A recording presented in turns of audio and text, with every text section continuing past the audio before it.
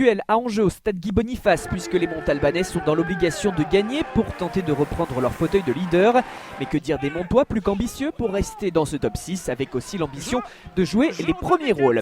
Pas de round d'observation, cela démarre très vite et très fort avec cette accélération de la deuxième ligne landaise.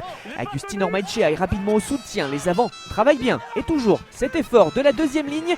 Le demi de mêlée du SMR oriente parfaitement et c'est ramassé par Beka Gorgadze qui trébuche mais peut se relever car il n'est pas tenu et le Géorgien s'en va marquer le premier essai de la rencontre face à la meilleure défense du championnat.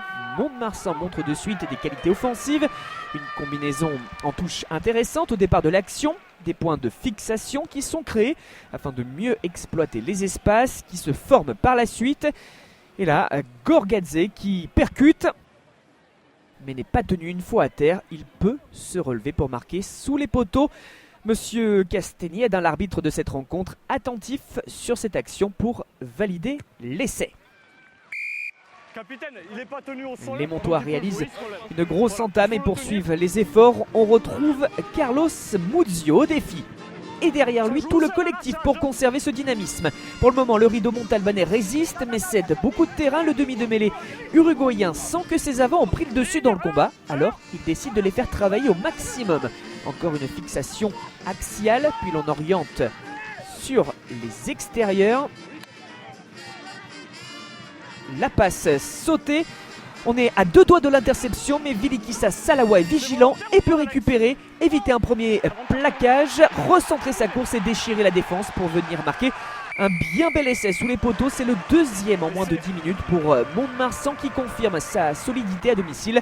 Sur cette pelouse, seul Agen est venu gagner et les locaux espèrent poursuivre cette série. En tout cas, ils mettent toutes les chances de leur côté avec cette entame. Montauban est un peu trop passif, surtout défensivement, à l'image de Salawa qui élimine directement 3 défenseurs pour se détacher et venir marquer un essai que le Fidjien s'est vraiment créé tout seul. Il y a un solide raffut et de la vitesse pour éviter le plaquage de David Burns. Matty James est lui serein face au poteau, 2 sur 2 sur les 2 premières transformations. Un troisième essai arrive avant la demi-heure avec Agustin Ormaechea à la mi-temps, 24-9. La 53e minute et Mont-de-Marsan continue de pousser. Les 3 quarts font circuler jusqu'à ce franchissement de Johan Laus. Aspias où le moindre espace est exploité.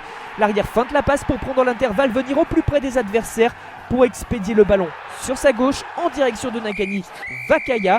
Solide malgré le retour de Taleta Tupuola. Le relais avec Sylvain Mirande et le plongeon impressionnant de Matty James pour le 4e essai landais. Une manière de conforter un point de bonus offensif qui semble se dessiner. Ce n'est qu'à l'heure de jeu que Montauban retrouve quelques couleurs en s'appuyant sur une mêlée plutôt dominatrice. On insiste donc dans ce combat d'avant. Veysel Soukanaveta accélère sur la gauche et vient rafuter Salawa pour marquer l'essai qui ne relance pas vraiment le suspense mais fait un peu douter Mont-de-Marsan dans sa quête du bonus. Pas d'explosion de joie car l'USM se rend bien compte qu'elle part de loin. L'action est néanmoins bien sentie avec ce départ après la mêlée, ce travail devant la ligne et la défense montoise qui suit, libérant des espaces sur le petit côté. Le centre fidjien se montre solide pour aller marquer cet essai.